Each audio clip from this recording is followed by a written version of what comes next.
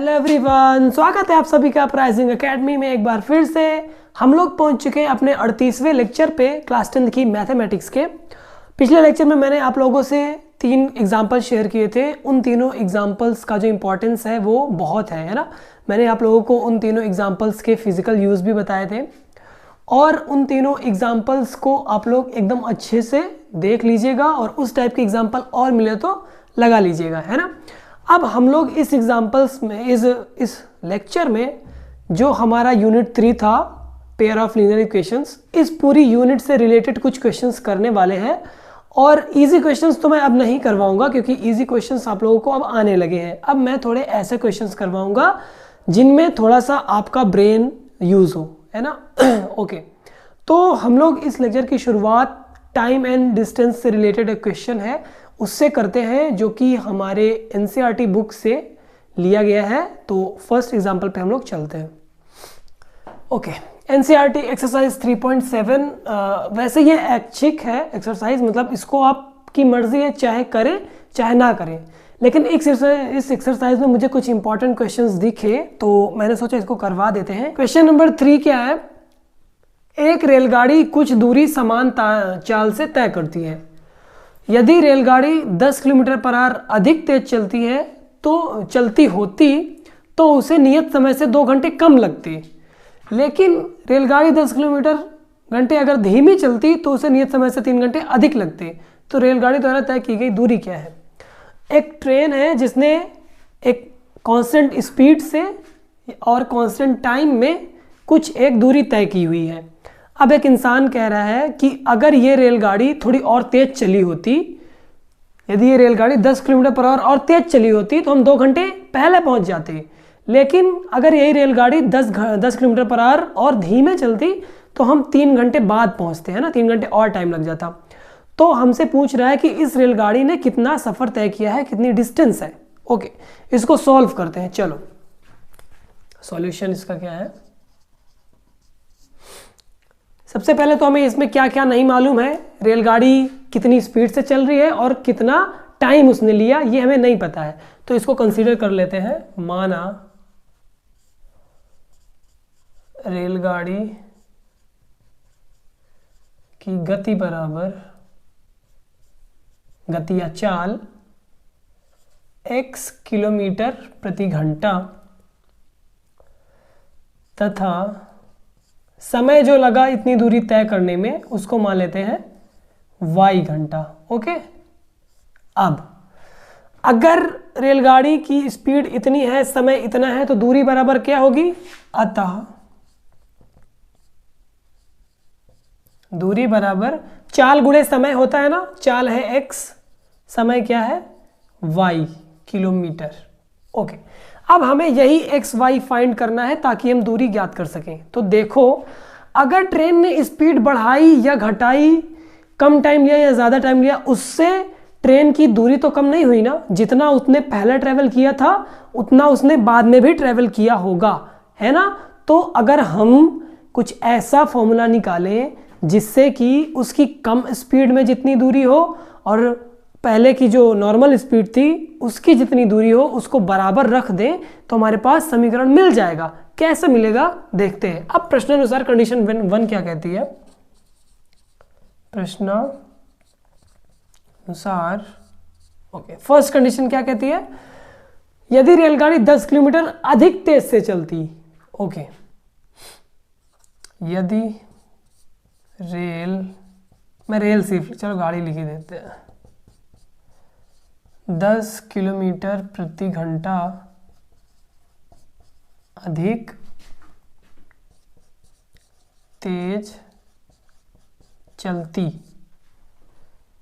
तो रेलगाड़ी की चाल कितनी हो जाती बताओ? जो नॉर्मल उसकी स्पीड थी x, उसमें 10 जुड़ जाता है ना, x प्लस 10 किलोमीटर प्रति घंटा। और समय कितना लगता? समय 2 घंटे कम लगते ना, तो जो y अपने पास है इसमें से 2 माइनस हो जाएंगे। ओके, चाल पता चल गया, समय पता चल गया, तो दूरी बराबर क्या होगी? अतः दूरी बराबर चाल गुणे समय, मतलब x + 10 मल्टीप्लाइड बाई y - 2। और दूरी हमारे पास एक और ज्ञात है, क्या, xy, है ना। अतः x + 10 multiplied by y - 2 is equal to xy। इससे आप लोग सहमत है या नहीं, मुझे ये बताइए। ओके, बिल्कुल सहमत है, क्योंकि इधर जो हमने कैलकुलेट की ये भी दूरी कैलकुलेट की ट्रेन द्वारा तय की गई, और इधर जो है ये भी दूरी तय की गई है। तो ट्रेन ने अपनी डिस्टेंस तो नहीं छोड़ी ना, जितना वो पहले चली एक स्पीड में उतना स्पीड चेंज करने के बाद भी चली, तो दोनों तरफ की दूरियां बराबर कर देने पर ये हमारे पास आया। अब इसको हम लोग सिंप्लीफाई करके एक लीनियर इक्वेशन में कन्वर्ट करते हैं। ये ब्रैकेट ओपन करो, x का गुणा इस ब्रैकेट में होगा तो xy हो जाएगा, माइनस का 2x प्लस 10 का गुणा इधर होगा तो 10 का y माइनस का 10 दूना 20 is equal to xy। Okay, xy equal के इधर भी है, xy इक्वल के इधर भी है, तो कैंसिल आउट। अब हम इसमें माइनस का अगर गुणा कर दें तो क्या मिलेगा हमें, 2x मिलेगा, यहाँ पे माइनस साइन हो जाएगा 10y और ये साइन प्लस हो जाएगा 20 बराबर 0। इसको समीकरण नंबर दे दो 1 नाम। ओके, अब हम लोग को दूसरी कंडीशन कंसीडर करनी है कि जब ट्रेन 10 किलोमीटर धीमे रफ्तार से चली। ओके, कंडीशन नंबर 2, यदि रेल गाड़ी 10 किलोमीटर पर आवर धीमी गति से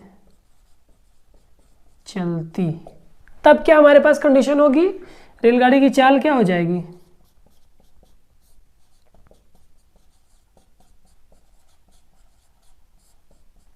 जो उसकी x है ना चाल रेलगाड़ी की, तो x में से 10 कम हो जाएगा, x - 10 kmph। ओके, अगर चाल इतना हो गया तो समय क्या बोल रहा है, 3 घंटे और अधिक लगते, तो y में 3 और जुड़ जाएगा, है ना। समय बराबर y + 3 घंटे। Okay, nice. अब वही से वापस से फॉर्मूला हम लोग फिर लगा देंगे। अतः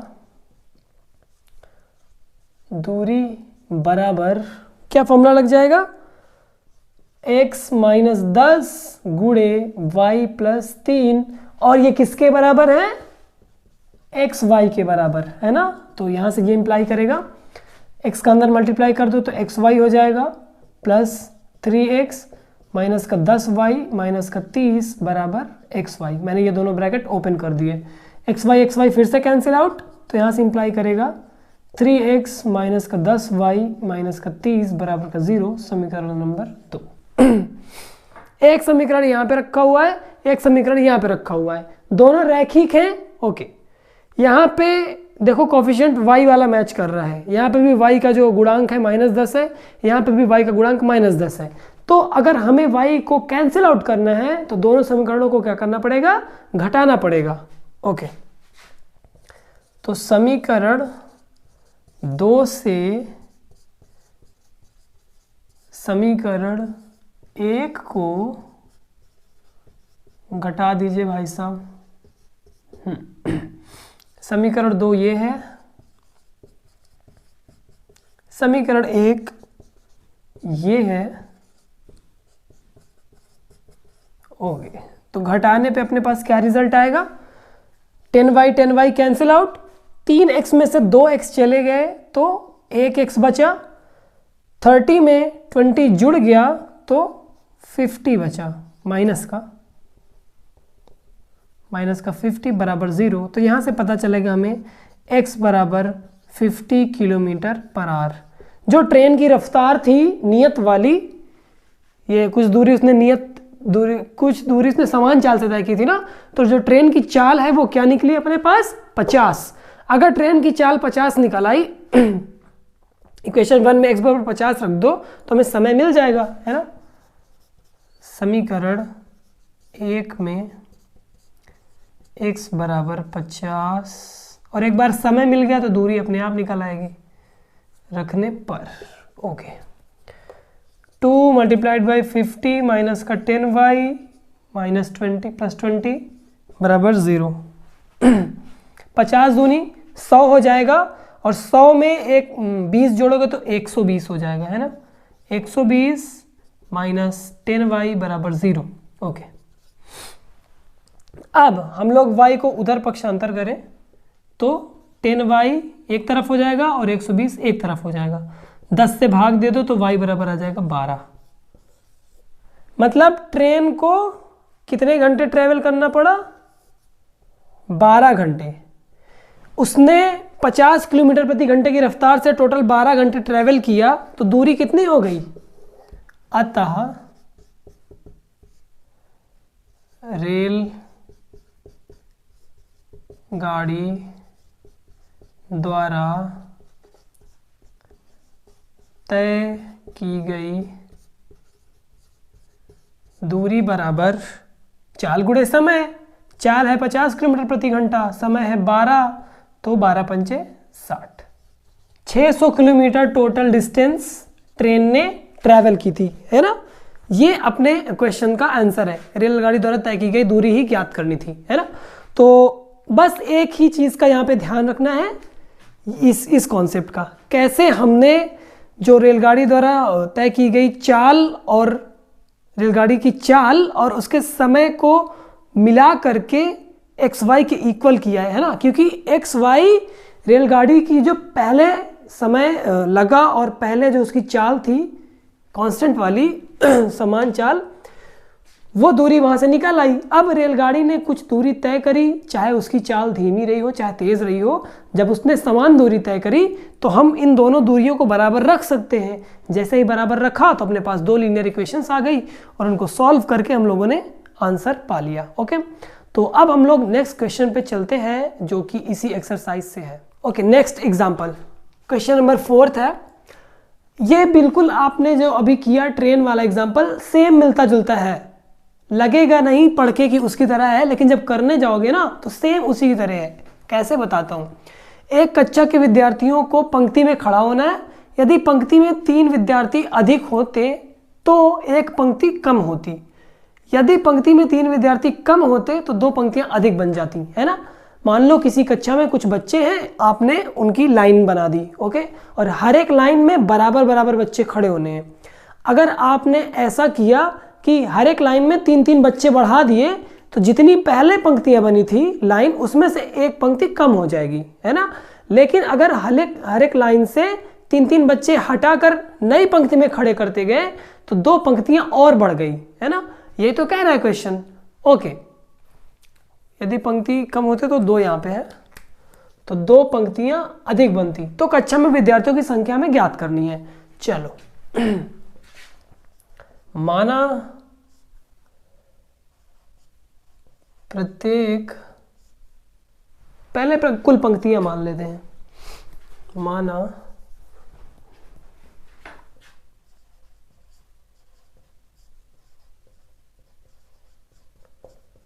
कुल पंक्तियां बराबर x, प्रत्येक पंक्ति में विद्यार्थी बराबर y। ओके, अब अगर x total number of lines है और y हर एक लाइन में स्टूडेंट है तो नंबर ऑफ स्टूडेंट्स क्या होंगे, है ना। सोचो अगर हमारे पास 1 2 3 4 लाइन होती और हर एक लाइन में 3-3 बच्चा खड़ा होता, एक यहाँ एक यहाँ एक यहाँ, ये दिस और ये। हमारे पास 4 लाइन है और हर एक लाइन में 3-3 बच्चा खड़ा है, तो टोटल बच्चे कितने हो जाते हैं? 3 3 6 3 9 3 12, है ना। और ये 12 कैसे आया? टोटल लाइनें 4 लाइनें हैं, हर एक लाइन में 3 बच्चा है, तो 4 3 12। मतलब टोटल नंबर ऑफ लाइंस में जब हम एक लाइन में कितने स्टूडेंट है उसका गुणा कर दें तो कितने बच्चे हैं वो निकल आएगा। तो यहां से हमें क्या पता चला? अतः कक्षा में कुल विद्यार्थी कितने होंगे बताओ? Total number of lines multiplied by student in each line, है ना। हर एक लाइन में कितने बच्चे हैं, तो एक्स वाई हो गया ना। ओके, अब थोड़ा थोड़ा ये मिलने लगा। एक्स वाई क्या आया था? ट्रेन द्वारा तय की गई दूरी, है ना। ओके, अब हम प्रश्नानुसार देखते हैं। प्रश्नानुसार फर्स्ट कंडीशन क्या कहती है? अगर पंक्ति में 3 विद्यार्थी अधिक होते, पंक्ति में पहले से कितने विद्यार्थी हैं? y, अगर y प्लस 3 हो जाते तो एक पंक्ति कम हो जाती। टोटल पंक्तियां x हैं तो मतलब एक पंक्ति कम हो जाती। ओके, इतने टोटल विद्यार्थी हैं हर एक पंक्ति में और इतनी पंक्तियां हैं, तो जब इनको कैलकुलेट करोगे तो वापस से कुल विद्यार्थी आ जाएंगे, और कुल विद्यार्थी कितने के बराबर है? xy के बराबर, similar to the previous question. तो यहाँ से अगर हम इनको सॉल्व करें तो यहाँ से जब इन दोनों को मल्टीप्लाई करोगे तो xy आएगा, माइनस का y प्लस का 3x और माइनस का 3 is equal to xy। xy cancel out, 3x को मैं पहले लिख लेता हूँ, माइनस y को उसके बाद में, -3 बराबर 0, equation number 1। Simple and easy. Okay, second condition क्या कहती है क्वेश्चन की? अगर हर एक पंक्ति में 3 विद्यार्थी कम हो जाते, ओके, मतलब y -3 हो जाता तो 2 पंक्तियां अधिक बढ़ जाती, तो x में 2 की बढ़ोतरी हो जाती, और ये भी किसके बराबर होता? xy के। मैं इसको जल्दी जल्दी इसलिए बता रहा हूँ क्योंकि अभी आपने इसके सिमिलर एग्जाम्पल एक किया हुआ है। When we multiply these two brackets तो xy हो जाएगा, माइनस का 3x और प्लस का 2y और माइनस का 6 बराबर xy। ये कैंसिल आउट, वापस से हम ओके, ये -3x प्लस का 2x प्लस का 2y माइनस का 6 बराबर 0 आएगा, लेकिन हम इसमें माइनस का गुणा करके लिखेंगे। माइनस का गुणा करेंगे तो ये क्या आ जाएगा? 3x माइनस का 2y प्लस का 6 बराबर 0। मैंने माइनस का गुणा इसलिए किया क्योंकि जो पहला सबसे पद है उसको माइनस में लिखना अच्छा नहीं लगता, सिस्टमैटिक नहीं दिखता है। ओके, अब हमें इन दोनों इक्वेशंस को सॉल्व करना है। ये तो इजीली सॉल्व हो जाएगा। कैसे सॉल्व हो जाएगा? देखो, यहाँ भी x का गुणांक 3 है, यहाँ भी x का गुणांक 3 है। अगर हम इस समीकरण से इस समीकरण को घटा दें तो आसानी से 3 और 3x कट जाएगा। ओके, तो समीकरण 2 से समीकरण 1 को घटाने पर तो क्या मिलेगा? 2 को पहले उतार देते हैं, 3x माइनस 2y प्लस का 6 बराबर 0, और इससे घटाएंगे किसको? फर्स्ट को, 3x माइनस का y माइनस का 3 बराबर 0, ये माइनस, ये प्लस कैंसिल आउट, माइनस का 2y प्लस का y मतलब माइनस का y, 6 3 9 इज इक्वल टू 0, तो यहाँ से इंप्लाई करेगा y बराबर 9। तो मतलब टोटल नंबर ऑफ, ये एक पंक्ति में कितने विद्यार्थी हैं? 9 विद्यार्थी हैं, ये हमें पता चल गया है ना। प्रत्येक पंक्ति में कुल विद्यार्थी ये 9 है, हमें पता चल गया। अब हमें पंक्तियों की संख्या निकालनी है, तो समीकरण 1 में y बराबर 9 पुट कर देते हैं। मैं यहाँ पे क्रॉस मल्टीप्लिकेशन लगा देता तो सही रहता, खैर यही सही, क्योंकि यही सबसे इजी मुझे लगता है, तो मैंने ये लगा दिया। अगर आप चाहें तो क्रॉस मल्टीप्लिकेशन अप्लाई कर सकते हैं। समीकरण 1 में रख दो, 3x y की जगह 9 हो जाएगा बराबर 0। 9 और 3 मिला के 12 हो गया ना, तो 3x 12 को उधर भेज दो, 12 हो गया, तो यहाँ पे x बराबर 4 दे देगा। टोटल नंबर ऑफ रोज कितनी है? पंक्तियां टोटल 4 हैं और हर एक पंक्ति में 9 बच्चा खड़ा हो रहा है। तो हमें क्या निकालना है? कक्षा में कुल विद्यार्थियों की संख्या। कुल विद्यार्थी बराबर एक्स वाई है ना, तो x गुणे y मतलब 9 4 जा 36, that will be our answer. ऐसे हम लोग करेंगे, ये पिछले वाले से ही रिलेटेड था, एकदम इजी था। ओके, चलते हैं हम लोग फटाक से अगले एग्जाम्पल पर। ओके, मैंने बोला था ना, एक आपको ट्रिक बताई थी कि अगर आपके पास कोई 2 ऐसे समीकरण युग्म है जिनके गुणांक स्विच कर रहे हो, यहाँ पे जो x का गुणांक हो वो यहाँ पे y का गुणांक हो जाए, और यहाँ पे जो y का गुणांक हो वो x का गुणांक हो जाए, तब हमने एक ट्रिक देखी थी। हम लोग क्या करते थे, दोनों समीकरणों को जोड़कर एक बार और एक बार घटाकर 2 छोटे छोटे इक्वेशंस में बदल लेते थे, है ना। तो वो ट्रिक अब देखो यहाँ काम आएगी। चलो इसको सॉल्व करना है। तो सबसे पहले क्या करेंगे, दिए गए समीकरणों को जोड़ने पर जोड़ो क्या मिलता है, इन दोनों को जोड़ोगे तो x और x कॉमन हो जाएगा, तो ये हो जाएगा 152 माइनस का 378 और बाहर x है ना।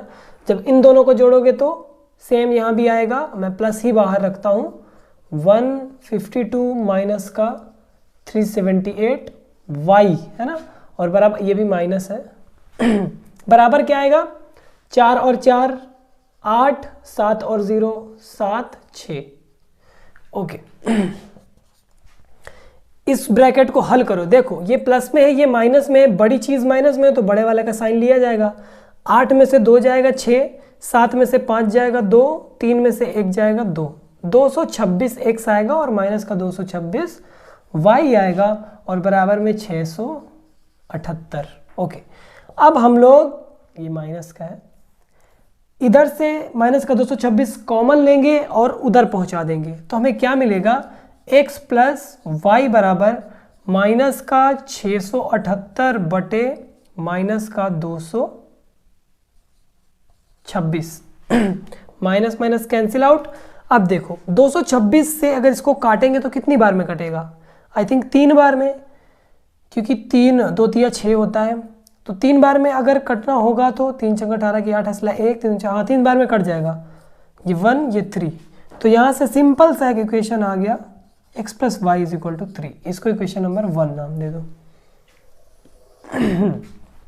सिमिलरली अगर हम दोनों समीकरणों को घटा दें तो दिए गए समीकरणों को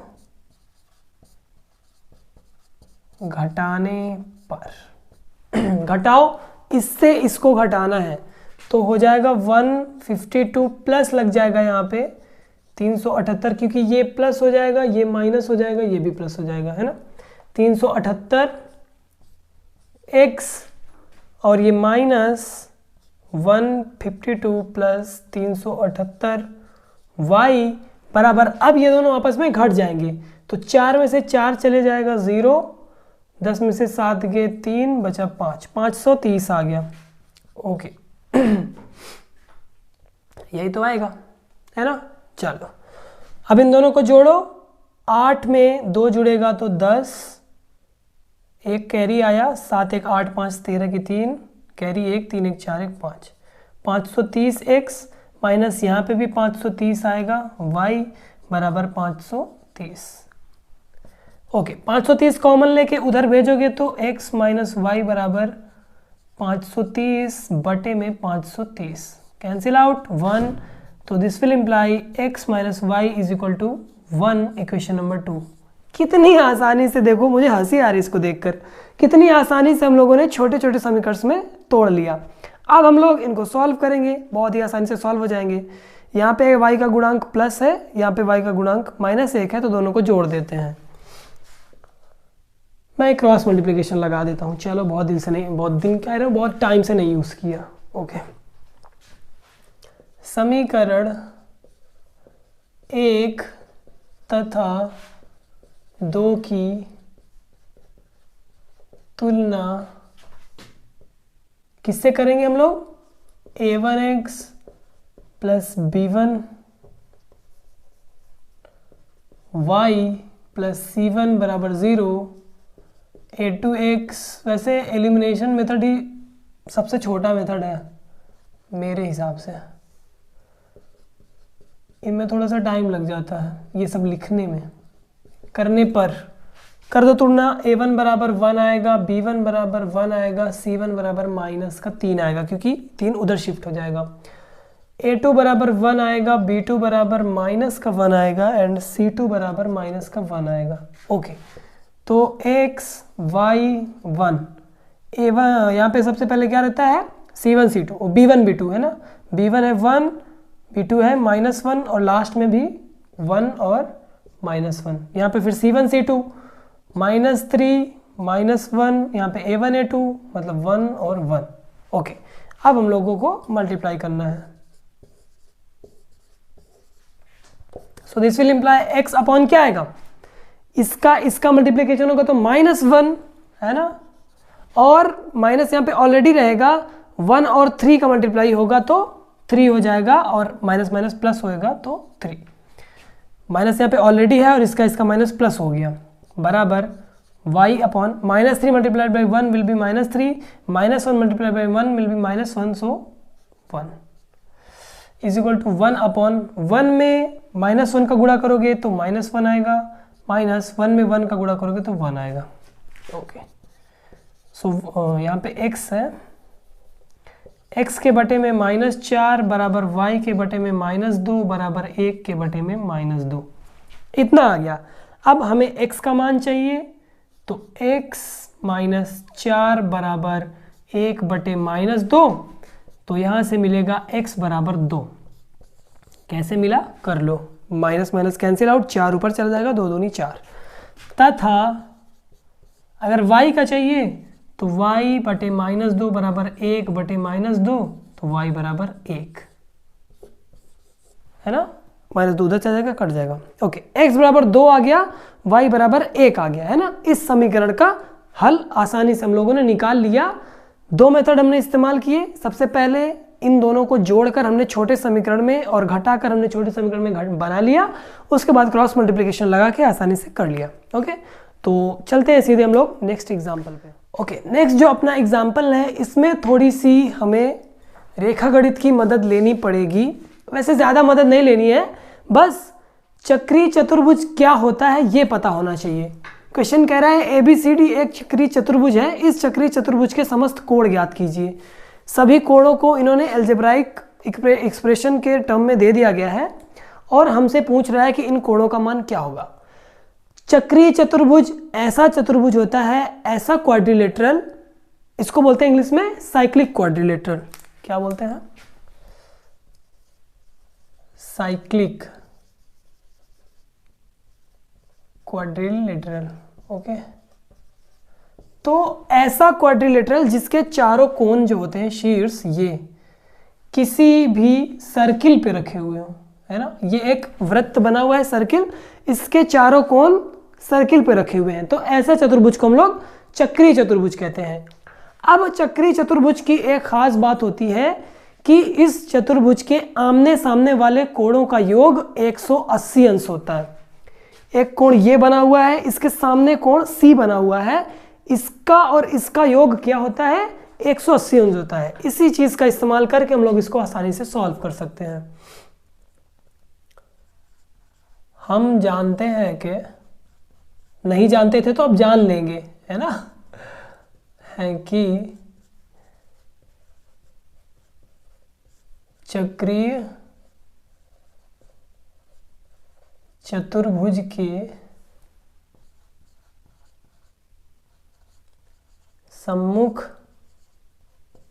कैसे लिखते ये नहीं पता मुझे, मैं आमने सामने लिख देता हूँ, ज़्यादा सही रहेगा। कि आमने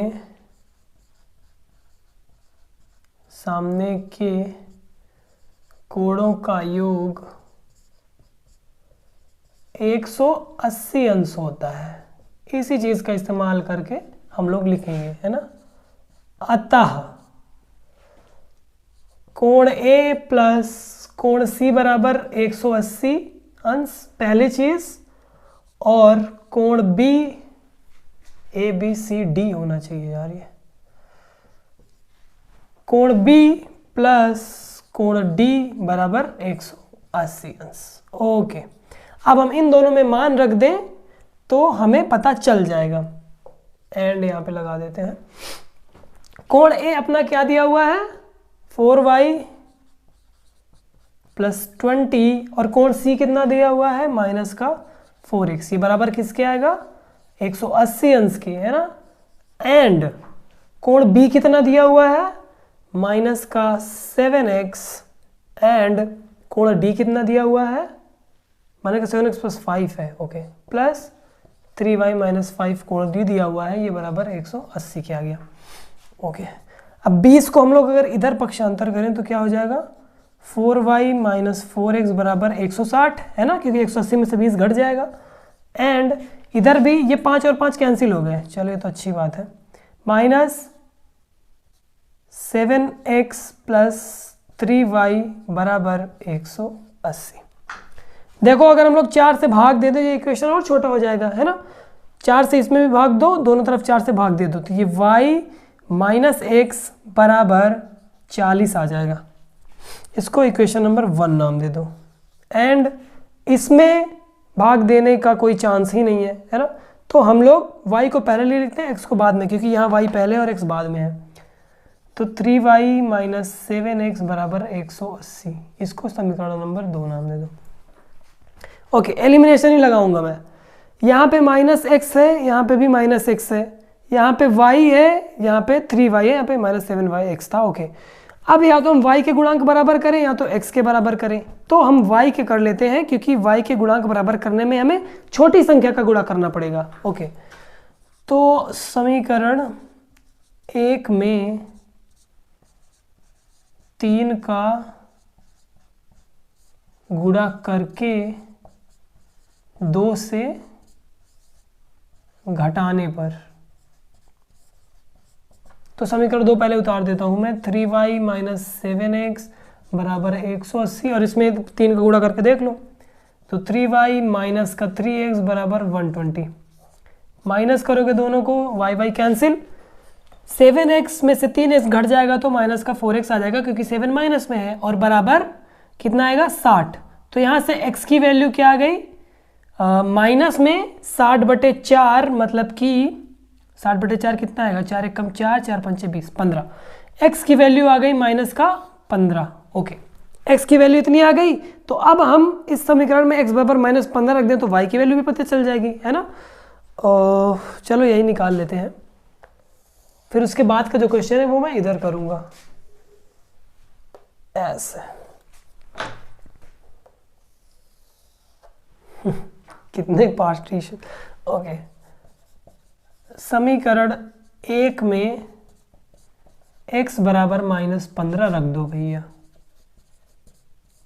रखने पर तो ये y हो जाएगा, और माइनस 15 मतलब प्लस का यहाँ 15 हो जाएगा, क्योंकि x ऑलरेडी माइनस में है, इज इक्वल टू 40। तो y बराबर कितना आ जाएगा, 40 में से 15 हो जाएगा तो 25, है ना। x बराबर माइनस का 15, y बराबर 25। अब हमें हर एक एंगल अलग अलग निकालना है, तो एंगल A बराबर, अतः कोण A बराबर क्या है अपने पास, 4y प्लस का 20, y की जगह रख दो 25, तो 25 4 गुणे 25 प्लस का 20, मतलब 25 चौको 100 होता है, 100 में 20 जोड़ोगे तो 120 अंश।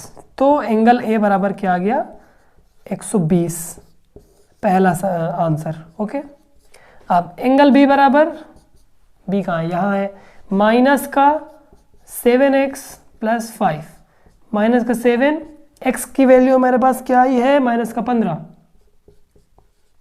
प्लस का 5। ओके, जब मल्टीप्लाई करेंगे इन दोनों को तो माइनस माइनस प्लस हो जाएगा, और 15 7 जा 105, और 105 में 5 जोड़ोगे तो 110, है ना। ये सिंपल कैलकुलेशंस हैं, तो मैं स्पीड अप कर रहा हूँ।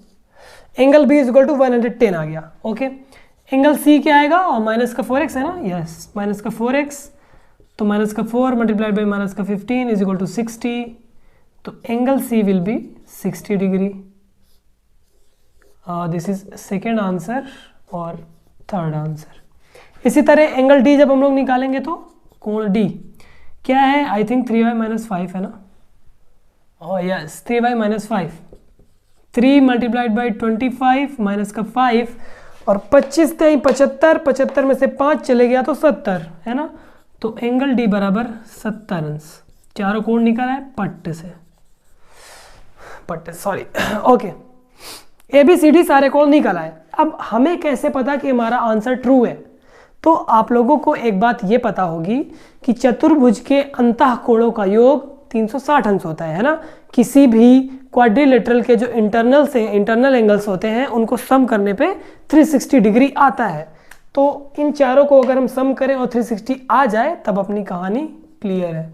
120 प्लस 110 प्लस का 60 प्लस का 70 जोड़ो 0 2 1 3 6 3 9 7 16 की 6 हासिल आया 1 और 3।